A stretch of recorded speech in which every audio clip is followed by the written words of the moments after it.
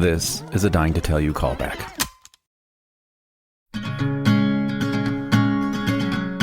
My whole care team at Cedars is like pushing me to do this surgery.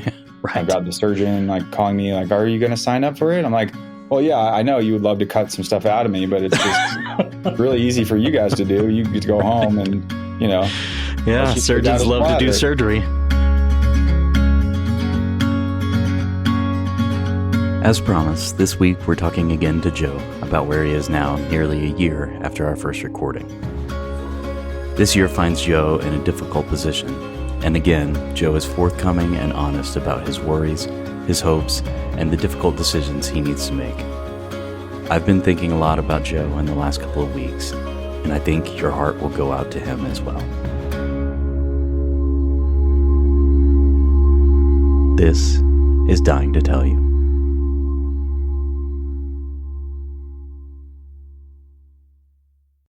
Welcome back, Joe. We were just talking about how long it's been, like almost a whole year since we talked the first time. Yeah, I just wanted to follow up because I had seen on TikTok that some stuff has happened. The last time we talked, it seemed like you were just kind of monitoring stuff and no treatment was happening at the moment and you were kind of living your life. So what's happened since last December? Yeah, I know. So man, it has been about a year or so. I mean, I had been continuing my CT scans every 3 months to check for recurrence, which I thought was an accurate way, and my doctors thought was an accurate way of keeping tabs on cancer returning anywhere, particularly, at least where I thought, they were keeping an eye on my rectal area where my initial tumor was. And I'd say about 3-4 months ago, I had a routine CT scan and the radiologist thought they saw something in one of my lungs. So my oncologist scheduled a full PET scan to see if the spots in my lungs would glow and show up on the PET. And then with that PET scan, we found instead a large glowing mass in my rectum, and my lungs were actually clear. I don't know if a lot of patients like log into their portals online and look at their test results and stuff. Yes, they do. Beforehand. Yeah. Mm-hmm. So I, of course, was waiting and looking through my PET scan, and I'm like scrubbing through the images. And to me, it was very clear on the PET that there's a glowing mass in or around like my rectal area where my first surgery was. And I followed up with my oncologist and said, hey, I'm seeing this. What do you think? And he responded, I think, with maybe one sentence, looks pretty much negative. Hope you're doing well. And I was like, wait a sec. Like, it's one, like you don't have to be a doctor to be able to look at this image and see that there's an issue. And two, well, look, I'm not trying to throw anybody under the bus. I think what my main point here is how important it is for you to continue to be your own health advocate.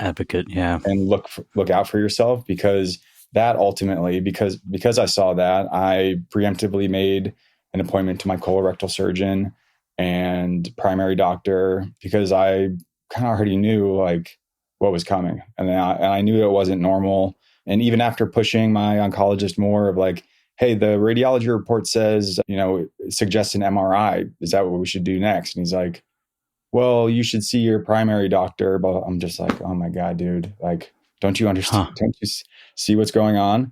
So anyways, I was able to get in for some appointments and went to my colorectal surgeon who did the first surgery and went in for a quick exam. And he instantly saw that there was, again, a large mass growing there. And, follow-ups, had a colonoscopy recently where they took a biopsy and it turns out to be the same cancer.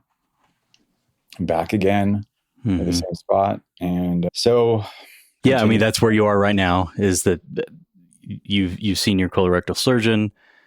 He says, yes, it's there. You had a biopsy. That's what it is. Yeah. And yeah, I mean, first of all, I'm sorry. Like, this is exactly what everybody worries about when they're Yeah. going back in all the time with these scans and stuff, and just like waiting for the next shoe to drop, and it seems like the next shoe has dropped. And I'm sorry. That's it. I'm sorry. No, I appreciate it. Yeah. I'm glad that I continued to push and, ask other doctors, my primary, and, was sending my report to my old interventional radiologist who had done some lung ablations, because I was sitting at home like freaking out. Like, yeah, of course. Right. Yeah. I'm like, I'm not crazy, man. I know that this is not like, this doesn't look right. So ultimately, I went back to my oncologist, and when I saw the colorectal surgeon was really like when the bomb went off of what they were suggesting to do for treatment of it. Basically, it involves removing the entire like tumor. And since it's so low, close to your anus, they remove that.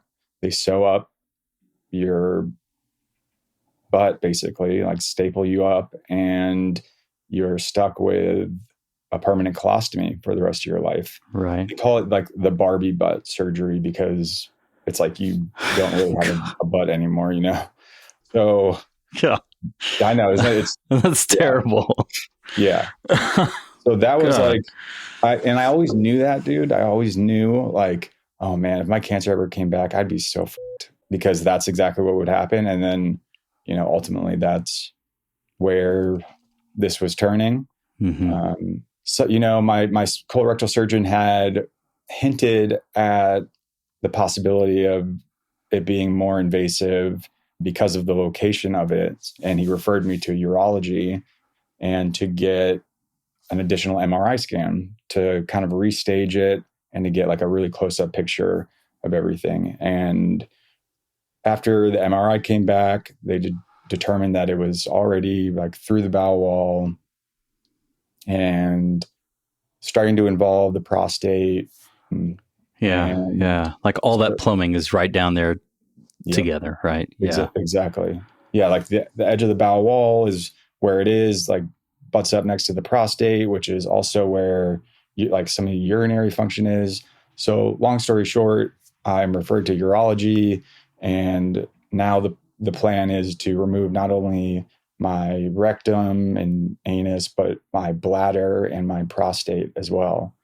Basically leaving me like with no function down there. Right. And be stuck with a colostomy and a urostomy. And yeah, I don't know. So it's, I thought that surgery was going to be bad. And then now they're like, well, we're going to just take all this stuff out and lose absolutely like your sense of self, Right. your fucking dignity. I feel like sense of manhood, like all this stuff, man. So I've been pushing, looking for second opinions, and have gotten to talk to some doctors here and there, and I'm waiting to hear back. There is a slight chance I could be part of a clinical trial happening at Duke, which is supposed to be targeting like this specific kind of cancer with immunotherapy, which is way better than chemo. A giant. Well, yeah. Would that include the surgery, or is that instead? That would be without having to do any surgery. Right. I spoke with a doctor at the City of Hope who was one of the like lead scientists, doctors on the trial, and he was showing me some like amazing results that they've had. And so I might be, I don't even want to say like 100%. Yeah, right. Might be, like they had one spot left. So I'm hoping I get that opportunity, because man, I'm trying to do anything but, right? Anything but that damn surgery. I'm telling you, like, right. So man, I've been trying to navigate all that while also navigating co-parenting with my ex, and it's been a lot going on, bro.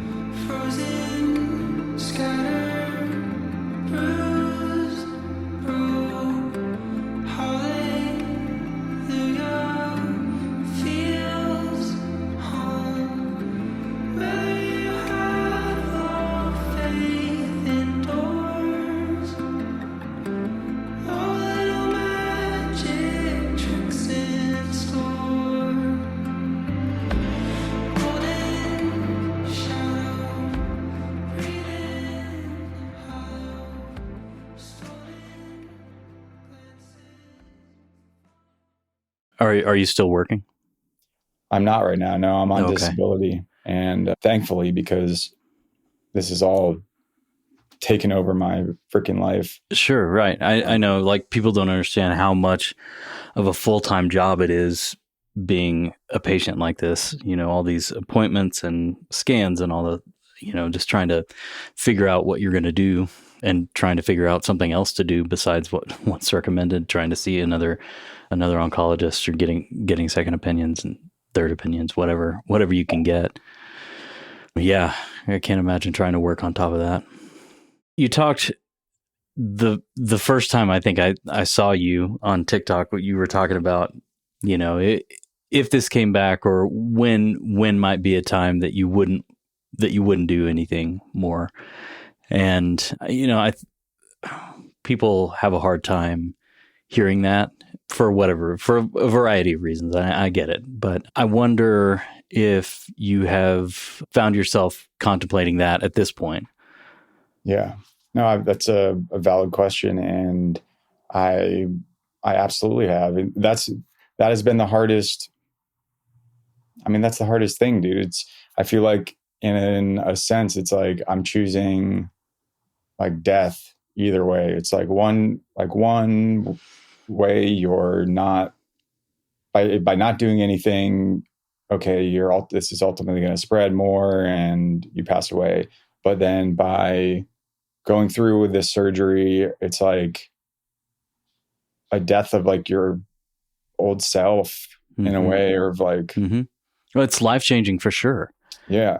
I mean, to say the least. But you mentioned earlier your dignity, like the death of your dignity in some ways is, I mean, it's a big deal. And people are so scared of death, and understandably so. And I don't know, it's hard to reimagine life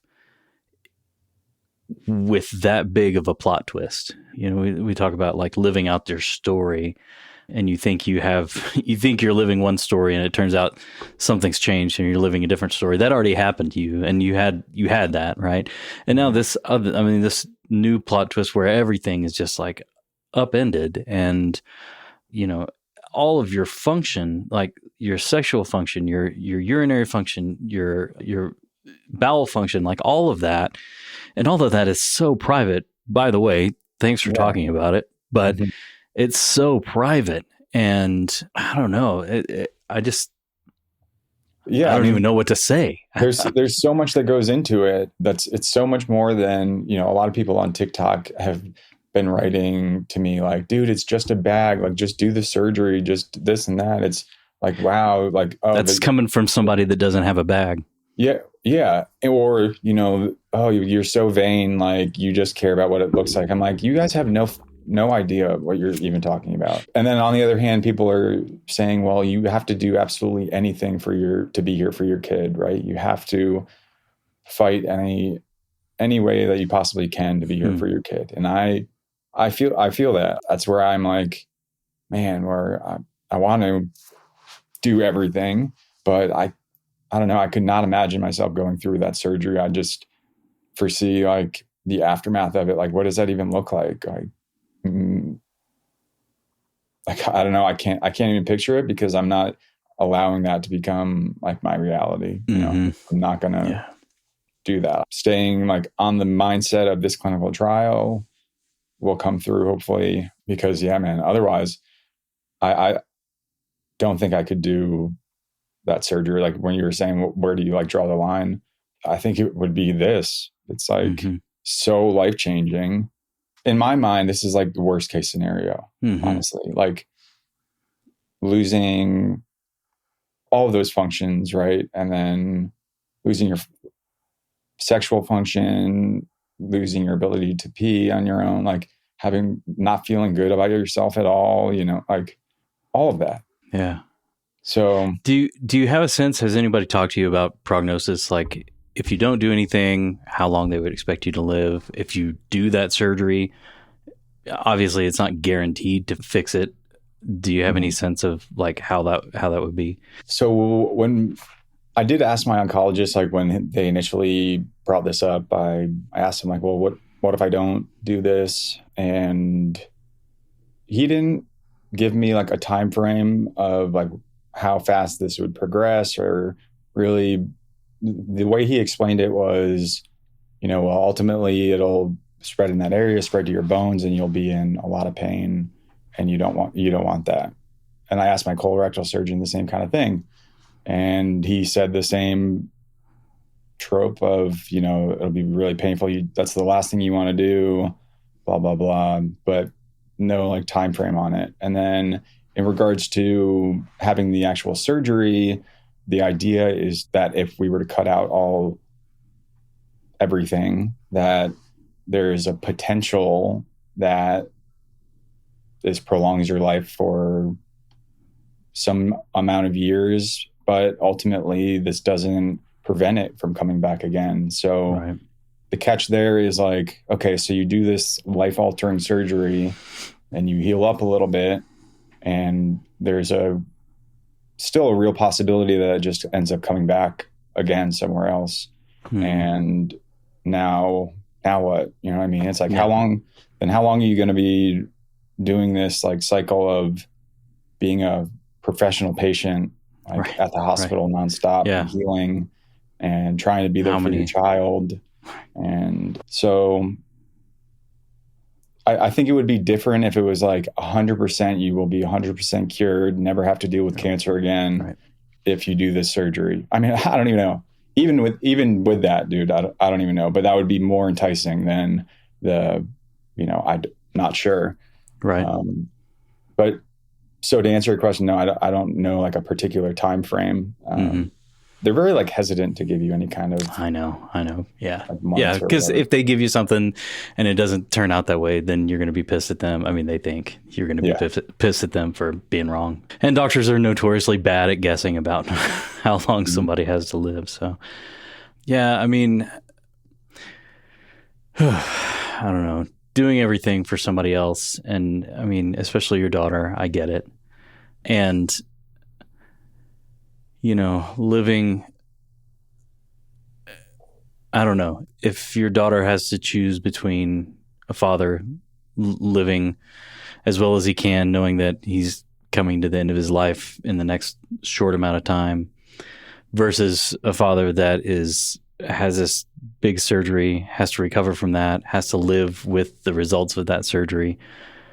I can imagine the depression and the difficulty of living that way. I don't know. I honestly can't say, one is better than another. Yeah. So that's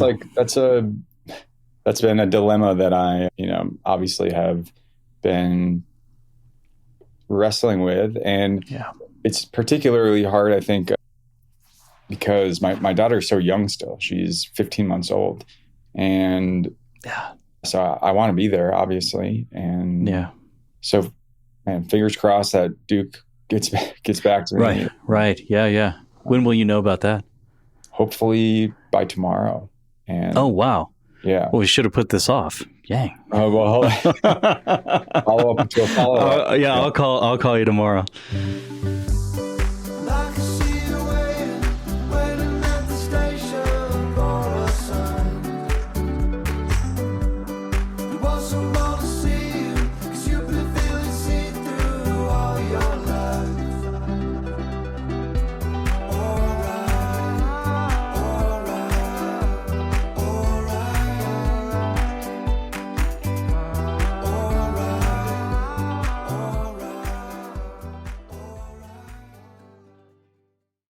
If you don't want to talk about it, you can say. But I'm curious if the trial doesn't happen and you're going to have to decide what to do. How would you decide? I mean, are there people you talk to? Are you praying about it? Are you throwing a dart at a dartboard? I mean, how do you decide something like that? Well, yeah, that's a good question. That's been my mindset up until just the other day when I had this doctor's appointment, because that has been my reality of it. And what I've come to, the conclusion of is like, nobody really has the answer nobody I ask, even my mom, my dad, nobody really,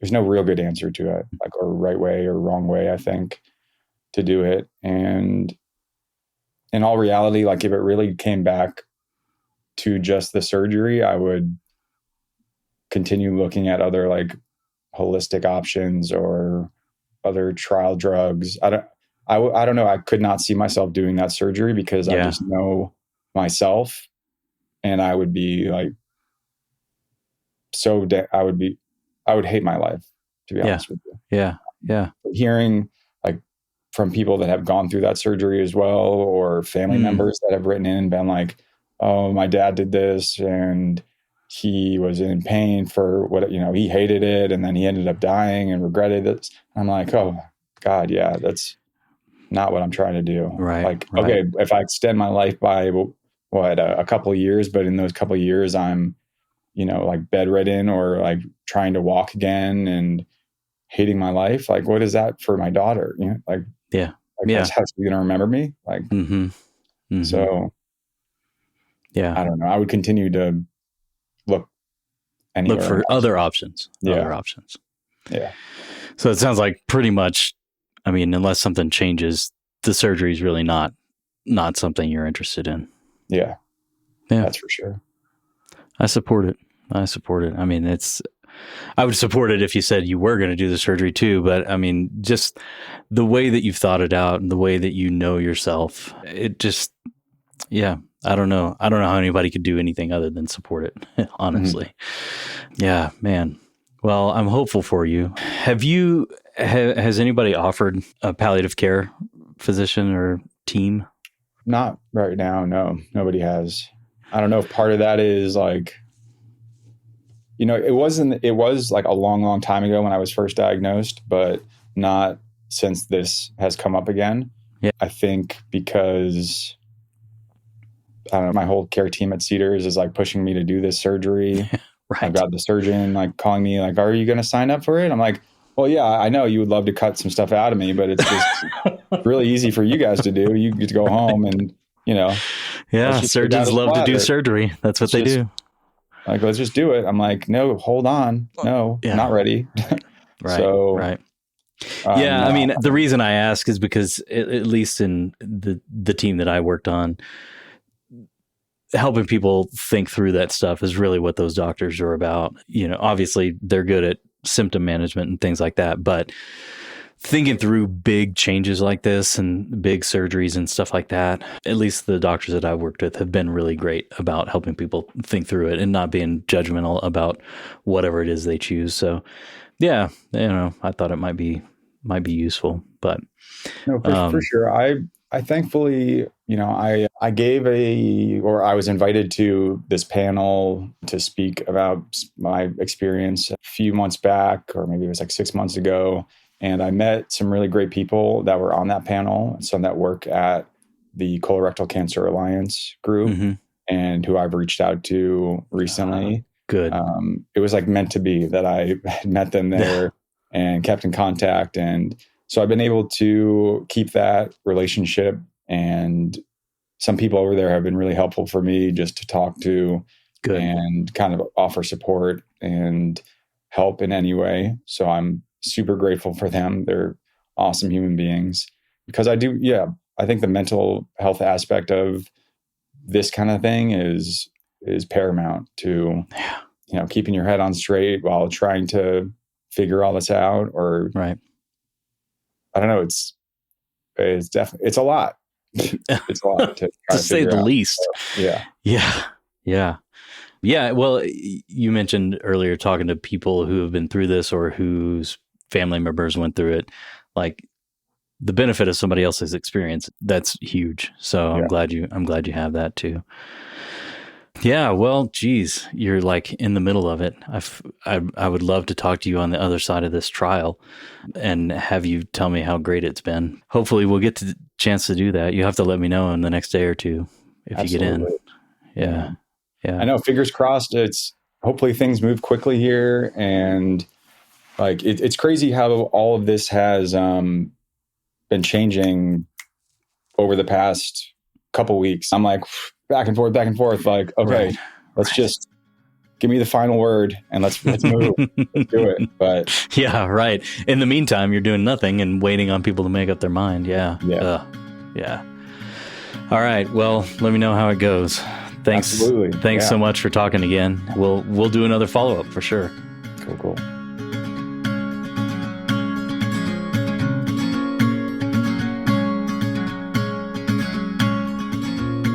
Thank you, Joe, for taking precious time to talk with me about your situation.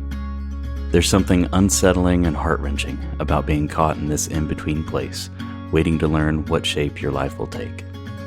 I have more to say about that, so be sure to listen to the Reflection episode that's already released, and, if you're subscribed, already downloaded into your feed. Thank you as always to the producer, Chris Rock, and special thanks to the Iliff School of Theology Death Care Collective for supporting this podcast. Be sure to check them out at iliffdeathcare.com. That's ILIFF deathcare.com. And thanks to each of you for listening. This is Dying to Tell You.